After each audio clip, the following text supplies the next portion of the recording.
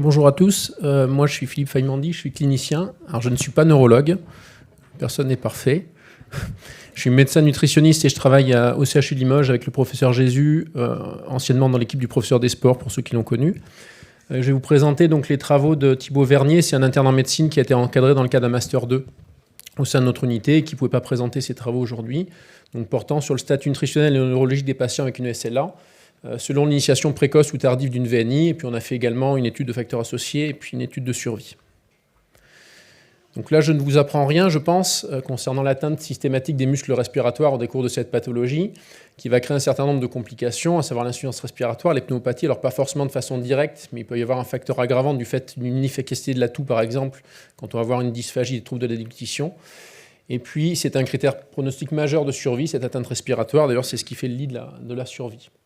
Donc la VNI, la ventilation non invasive, finalement, on va appareiller cette défaillance de fonction en termes de clinique. Donc l'objectif, ça va être de diminuer cette détérioration de la fonction, ou tout du moins de la compenser, d'améliorer le travail respiratoire et l'oxygénation des tissus dans leur globalité, de permettre aux patients de maintenir un certain niveau d'activité physique, d'avoir un sommeil de plutôt bonne qualité.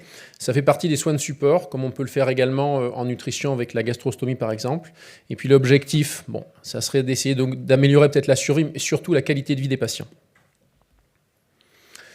Concernant le versant nutrition et puis l'intérêt scientifique de ce travail, donc je pense que vous êtes sensibilisé au fait que la dénutrition, c'est-à-dire une perte pondérale involontaire, affecte 10 à 55% des patients approximativement. Elle est d'origine plurifactorielle, donc soit c'est lié à une baisse des prises alimentaires. Vous savez que les patients peuvent développer une dysphagie, trouble de la déglutition, ils mangent moins bien, ou des handicaps physiques qui vont les empêcher de porter par exemple les aliments à la bouche ou de préparer l'alimentation, tout simplement. Parfois ça peut être des phénomènes anorectiques. Et on a également un certain nombre de patients, plus d'un patient sur deux, qui vont développer ce qu'on appelle un hypermétabolisme, donc une anomalie de dépense énergétique de repos, un rendement du corps qui est moins bon, donc ils perdent du poids même avec des ingestats qui sont maintenus. Cette dénutrition, ça a été reconnu très largement maintenant que c'est un facteur pronostic majeur en termes de survie. C'est-à-dire que c'est très péjoratif quand il y a une dénutrition qui est présente, que ce soit au diagnostic ou au cours de l'évolution de la maladie. En fait, dans la littérature, on n'avait pas d'études sur la recherche de facteurs nutritionnels, donc typiquement poids, IMC, ou de composition corporelle, masse grasse, masse maigre, angle de phase, qui soient associés à l'initiation d'une VNI précoce ou tardive, d'où l'objectif de ce travail, parce que l'hypothèse est qu'il existait peut-être des caractéristiques chez ces patients avec VNI précoce, caractéristiques nutritionnelles particulièrement, qui nous permettraient de mener une action en amont pour éviter justement la dégradation respiratoire trop rapide et la mise en place de cette VNI précoce. Donc l'objectif principal était d'identifier les facteurs nutritionnels, respiratoires et neurologiques associés à une initiation précoce de la VNI chez les patients SLA. Et secondairement, on a souhaité comparer les facteurs nutritionnels et neurologiques et évaluer la survie selon une étude classique en fonction de 3 groupes de patients. Donc on les a catégorisés entre initiation précoce de VNI, initiation tardive versus pas de VNI du tout. En termes de méthodologie, donc c'était une étude de cohorte rétrospective monocentrique, donc au CHU de Limoges. Il était inclus l'ensemble des patients suivis depuis janvier 2006. Alors, en fait, c'est plutôt avril 2006, on a commencé à les inclure à l'issue de la parution des recommandations HS de prise en charge globale, jusqu'à décembre 2021. Il y avait 3 groupes de patients, donc initiation précoce de VNI, initiation tardive ou pas d'initiation, sachant qu'on s'était fixé comme seuil de précocité, entre guillemets, 6 mois suivant le diagnostic de SLA. Ce n'est pas un seuil qui a été fixé par rapport à la littérature, ça a été fait de façon assez arbitraire par rapport à la médiane de mise en place de la VNI chez les patients. Les critères d'inclusion, il fallait que ce soit des patients adultes, avec bien évidemment donc, les critères visités d'Elscoria en termes de diagnostic, et tous les patients étaient traités par Riluzole. Critères de non-inclusion, des choses assez classiques, donc on a retiré les patients SLA+, et les patients associés à une DFT. Concernant les données, des choses également classiques, sociodémographiques, neurologiques, respiratoires, nutritionnelles. Alors pour le versant nutritionnel, c'était poids, taille, au démarrage, indice de masse corporelle, la variation de poids par rapport au poids initial, également des paramètres de composition corporelle en impédance-métrie, donc c'est recueil de masse maigre, donc masse musculaire pour simplifier, et masse grasse, date d'initiation de la VNI, date d'indication et d'initiation de la gastrostomie. Pour certains de ces paramètres, on a fait de l'initial et du longitudinal, en particulier pour l'étude de la fonctionnalité avec la LSFRS, et puis pour l'étude des paramètres nutritionnels. Concernant la méthode statistique, tout à fait classique, médiane quartile, fréquence pourcentage pour l'expression des données. En termes de comparatif, on a fait de l'ANOVA, du Ki2. Alors, vous savez qu'avec l'ANOVA, on ne peut pas comparer des groupes 2 à 2 quand on a plus de 2 classes. Donc, on doit faire un ajustement de Bonferroni pour comparer, par exemple, le groupe VNI précoce, VNI tardive, et le groupe VNI précoce versus pas de VNI, pour être un petit peu plus précis. La recherche de facteurs associés à la VNI précoce a été effectuée par régression logistique multinomale multivariée et l'analyse de suivi avec un modèle de Cox en multivarié classique. Donc, in fine, 364 patients étaient inclus, dont 94 avec une initiation précoce de VNI, c'est-à-dire moins de 6 mois après le diagnostic. Donc, ça représente environ un quart des inclusions complètes. 165 patients avec initiation de VNI tardive, 105 patients qui n'avaient pas d'initiation de VNI. Donc, l'âge de diagnostic était d'environ 64 ans, ce qui est concordant aux données de la littérature, avec un sexe ratio un peu plus en faveur des hommes. Un petit peu plus d'un tiers de forme bulbaire, avec un IMC habituel situé au-delà de 25, vous voyez 26,5, donc des patients qui étaient plutôt assez corpulents, si je peux me permettre. Une perte de poids diagnostique qui était déjà marquée, donc plus de 5%. Alors, pour vous caractériser la dénutrition, on est déjà sur un état de dénutrition quand même assez avancé, parce qu'au-delà de 5% par rapport au poids initial, d'après les dernières recommandations, on commence déjà à avoir une problématique de dénutrition. Et donc, concernant le statut nutritionnel diagnostic, on avait près d'un tiers, 30% de dénutris, du surpoids environ 22% et de l'obésité sur environ 10%. Concernant l'atteinte fonctionnelle, la LCFRS était de 40 points au diagnostic et avec une atteinte respiratoire, la capacité vitale forcée de 93% de la valeur théorique en médiane.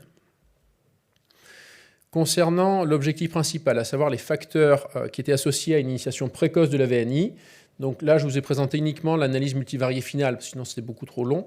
Donc on se rend compte qu'il y avait deux facteurs qui ressortaient, qui est à la fois l'IMC, c'est-à-dire que plus les patients étaient entre guillemets costauds, enfin de corpulence importante avec un IMC important, plus la VNI était mise en place de façon précoce. C'est-à-dire que le fait d'avoir 1 kg par mètre carré supplémentaire était entre guillemets associé à un risque de 10% supplémentaire d'avoir une VNI précoce.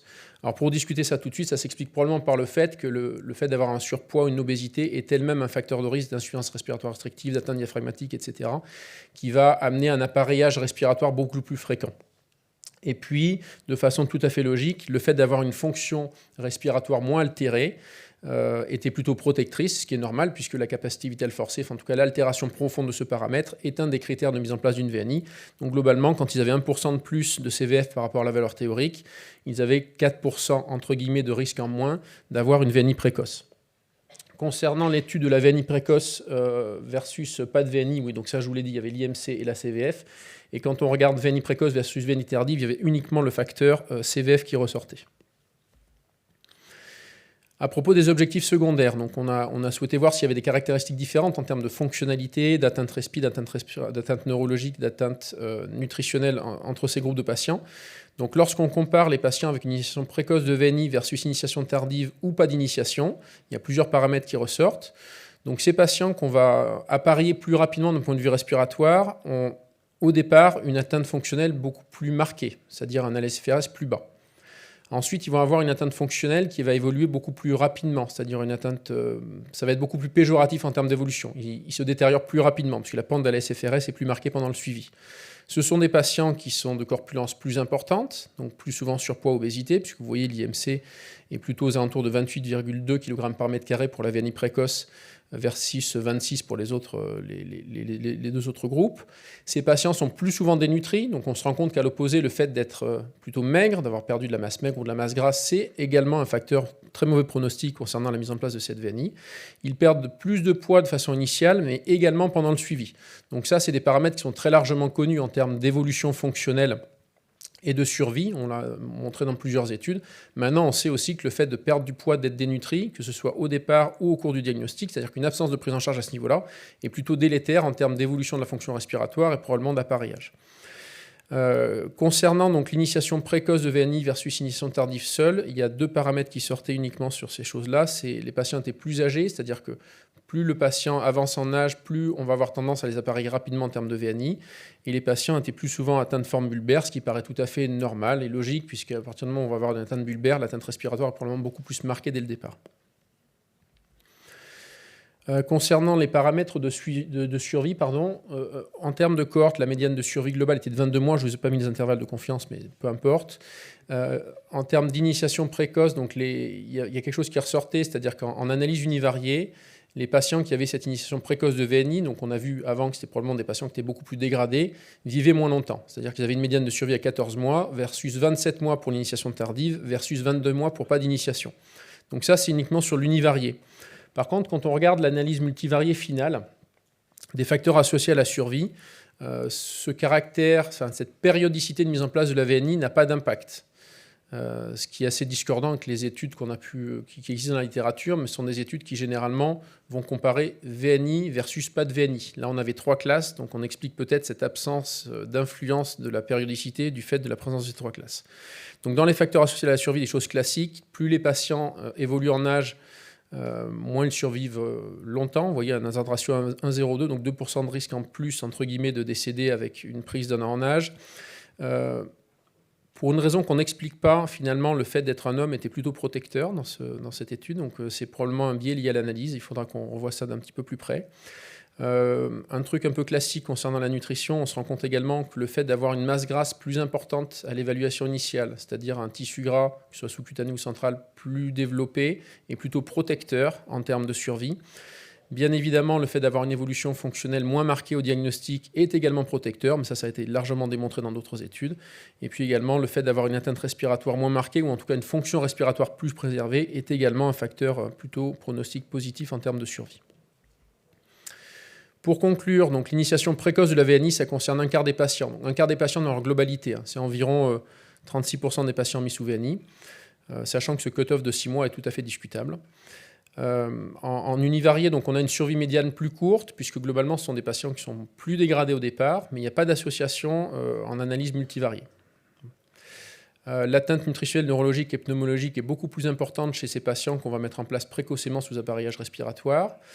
Il y a une association entre ce paramètre précocité de la mise en place de la VNI et une corpulence élevée ou une altération de la capacité vitale forcée, pour les points discutés précédemment. On confirme encore que le fait d'avoir une masse grasse importante est plus protecteur en termes de diagnostic, y compris en termes d'évolution. Et puis, bien évidemment, le fait d'avoir une atteinte fonctionnelle moins importante au départ et une atteinte respiratoire moins importante, c'est plutôt positif en termes de survie. En fait, ce qu'on se dit, c'est qu'on regarde la mauvaise évolution de ces patients en globalité qui ont une VNI précoce. Ça vaudrait probablement le coup d'essayer de les screener assez rapidement pour avoir un impact très rapide, en tout cas d'un point de vue nutritionnel, sur nos interventions. Parce que peut-être que si on améliorait les comorbidités, à savoir la dénutrition, limiter la perte de poids, peut-être que ça permettrait d'améliorer discrètement la survie. Je vous remercie de votre attention. Je n'ai pas de photo de l'équipe. J'ai une photo du Limousin qui vous change de la gare de Limoges, je pense. Voilà. Merci Philippe, superbe présentation. Je voulais simplement, je m'en rappelle plus, on n'avait pas intégré du coup comme cofacteur les dépenses énergétiques. Non, ça sortait pas. Le problème de la dépense énergétique, c'est que on a un très gros biais, en tout cas en clinique, je pense. C'est que nous, quand on les screen, la dépense énergétique, c'est on mesure leur métabolisme énergétique de repos en calorimétrie indirecte, et quand on se rend compte qu'ils dépensent plus, en tout cas moi j'ai l'impression de le faire en pratique et mes collègues aussi, c'est qu'on est beaucoup plus invasif d'emblée sur notre prise en charge. On y va très fort sur le conseil diète, sur la supplémentation orale, et donc c'est très compliqué parce que je pense que ça c'est biaisé d'emblée. C'est un ressenti que j'ai, c'est pas, on peut pas le prouver ça. D'accord. Merci Philippe, merci Philippe. Si j'ai bien compris, entre Philippe, on va se parler entre Philippe là. Si j'ai bien compris, les patients plus gros avaient une VNI plus précoce, c'est ça? Oui. Oui, alors une partie. Est-ce que c'est pas lié à leur activité physique? Est-ce que les patients qui étaient moins gros avaient une meilleure activité physique, donc une capacité respiratoire, une activité respiratoire qui était plus résistante à la fatigue et à l'effort? Est-ce que ça c'est possible, mais ça c'est un paramètre qu'on n'étudie pas. Mais c'est tout à fait possible. C'est quelque chose qu'on voit si on sort de la SLA, du paramètre SLA, quand on fait de la prise en charge d'obésité, on le voit très bien. Il y a des patients obèses qui spontanément améliorent leur capacité respiratoire avec la pratique d'une activité physique. Donc c'est tout à fait possible, mais on l'a pas étudié ça. On le recueille pas. Je vais poser une question à Philippe. Parce que je trouve que la période de temps est assez large, en fait, 2006-2021, et on ne peut pas exclure que nos pratiques, en termes de frais, en gros, de 2006 à 2010-2012, on a ventilé quand même moins de patients et probablement plus tardivement. Est-ce que vous avez analysé, en prenant ces deux périodes de temps différentes, je sais pas, je crois que les nouvelles guidelines, ça doit être 2012 non, sur le plan pas du tout, mais ça peut se faire. Voilà. On a toujours tendance à essayer d'en prendre le plus possible pour avoir de la puissance sur les analyses, mais on pourrait tout à fait le faire, mais on ne l'a pas fait. Ça pourrait expliquer certains résultats qu'on a du mal un peu à interpréter. Non, je partage ton avis dans le sens où au jour d'aujourd'hui, il y a à peu près un patient sur 2 qui est ventilé, alors que dans le début des années 2000, on était plutôt un quart. et que c'est sûr qu'on a probablement un peu modifié nos pratiques. Mais enfin, il n'empêche que, bon, on peut regarder, mais je ne suis pas sûr que ça va changer énormément les analyses. On ne peut pas exclure qu'ils survivent beaucoup moins bien, qu'ils survivaient moins longtemps à l'issue de la ventilation dans la première période, où en plus les techniques n'étaient pas les mêmes, on était moins performants sur le plan ventilation quand même. Une question un peu proche, ici, à gauche. Est-ce que les critères de mise en route de ventilation ont été notés, peut-être pas au début, mais au bout de quelques années, notamment le taux de gaz carbonique? Finalement, qu'est-ce qui motivait la ventilation précoce? Est-ce que c'était le taux de gaz carbonique? Est-ce que c'était une oxymétrie nocturne? Est-ce qu'on peut avoir accès à ces données pour... et question associée, est-ce que l'anorexie ou la prise alimentaire était notée aussi? En d'autres termes, est-ce qu'il y avait une sous-population de patients qui étaient très anorectiques avec une perte de poids très, très rapide? Alors, je réponds d'abord sur le côté anorectique, parce que ça, c'est plus mon domaine. Oui, c'est pour ça que je me suis dit, il faut quand même... Oui, ça, c'est noté, parce que comme entre guillemets, on les voit tous en transversal. Alors, on ne peut pas définir un niveau de prise alimentaire précis, parce qu'on n'a pas d'enquête alimentaire parfaite. Ça n'existe pas. C'est absolument impossible de définir une enquête alimentaire à la calorie près. Par contre, on sait très bien, on a à peu près un niveau d'ingesta, et on connaît tout à fait le poids de forme, le poids d'avant, la variation pondérale. Donc ça, l'évaluation nutritionnelle, on l'a. Concernant les paramètres de... Ouais, je pense, parce que vous utilisez les critères du Nice, je crois. Non, après, ce qu'on a sur la base CleanWeb, enfin, sur ceux qui connaissent la base CleanWeb, c'est que quand tu fais une proposition d'une stratégie thérapeutique, qui nous demande de choisir 3 critères. Et c'est vrai que du coup, comme il y a à peu près une douzaine de critères potentiels, c'est vrai que c'est une analyse qui est un peu compliquée, et qu'il faudrait aller rechercher du coup dans les datas les valeurs de la gazométrie, les données de l'oxymétrie, etc. Et ça reste un peu subjectif d'ailleurs quand on met en place une VNI, comme le critère, le premier critère décisionnel, le deuxième et le troisième. Alors il y a des fois, évidemment, on n'a pas trop de problèmes quand un patient est très dyspnéique, même au repos. Mais il n'empêche qu'entre choisir entre une mauvaise qualité de sommeil et un critère ou un paramètre paraclinique, c'est des fois un peu compliqué à choisir. Mais du coup, ça, Philippe pouvait pas du coup l'analyser de manière très claire. Enfin, ce qui illustre, enfin ça c'est pour mes collègues, qu'on peut utiliser la base CleanWeb. Après, une remarque, ce qui nous manque cruellement sur ces études, c'est la qualité de vie, en fait. Parce qu'on est très frustré de voir que ça ne joue pas sur la survie quand on fait des choses transversales comme ça. Mais le problème, c'est que le poids des comorbidités est tellement important. L'atteinte respiratoire, dès qu'on la met en analyse multivariée, ça écrase tout. Donc on a des difficultés à faire ressortir l'impact de nos interventions. Mais il faudrait qu'on s'axe probablement plus sur la qualité de vie des patients, en fait. Et ça, on ne l'a pas.